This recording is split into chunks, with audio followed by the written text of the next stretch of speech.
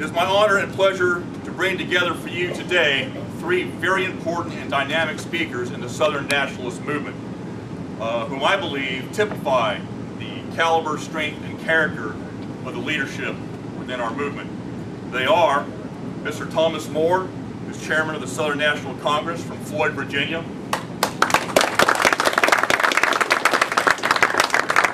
Pastor John Weaver, minister and league member of Fitzgerald, Georgia. And Dr. J. Michael Hill, president of the League of the South from Killen, Alabama. Here with us today. I will introduce these speakers in detail later, but for now, let me introduce you to the Florida League of the South. The Florida League was formed in 1996, 2 years after the formation of the national organization in 1994.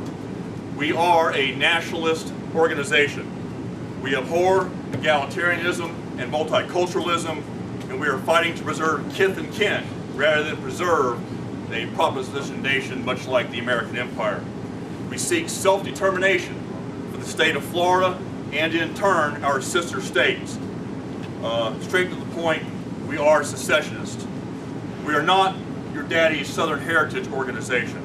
Do not make the mistake of believing that we are here to discuss rusty muskets or how many buttons were on a Richmond Depot shell jacket or the glory exploits of our heroes who wore the gray so many years ago. We are not here to remember the past, but to shape the future. We're not here to worship our heroes of long ago.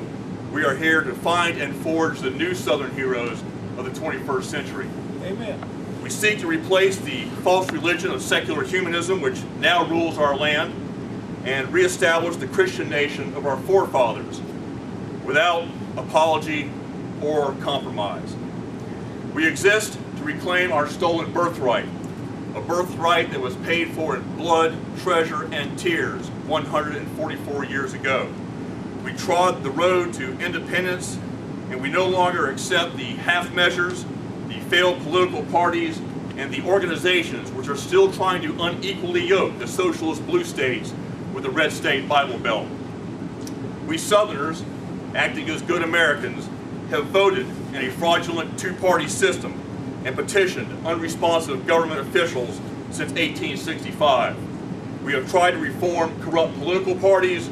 We have thrown away time and money on supporting candidates who had absolutely no chance of upsetting the firmly entrenched status quo. And for all of our troubles and efforts, we are not one day closer to the constitutional union of sovereign republics bequeathed to us by our revolutionary forefathers. Ladies and gentlemen, we have wasted the last 144 years. And today's political, social, and cultural climate is proof of those words. We have played a game that's been run by the rules of our conquerors and oppressors, and we have gotten nowhere. In fact, participating in that game has us now staring straight into the eyes of a ravenous communist beast squatting on the dark banks of Potomac, even now plotting to take what few freedoms we have left to us. Do you think that beast is going to listen to your emails? Do you think that beast is going to tremble when you throw your little tea bag in the nearest river? No, he is not.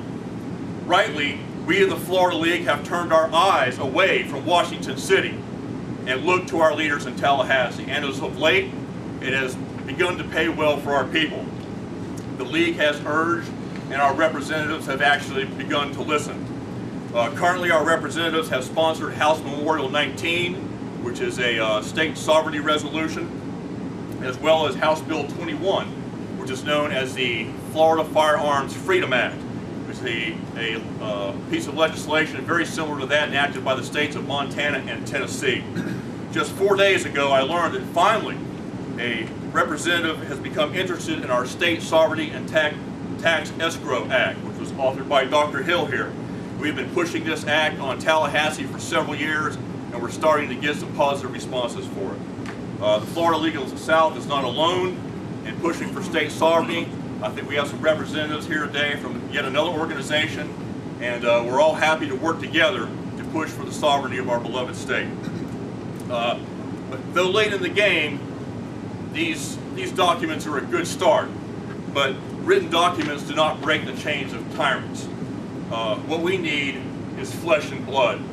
The Florida League of the South is looking for soldiers, soldiers of Southern redemption, soldiers who will make decisions rather than form discussion groups, soldiers who will take action rather than react to the enemies of our faith, folk, and Florida.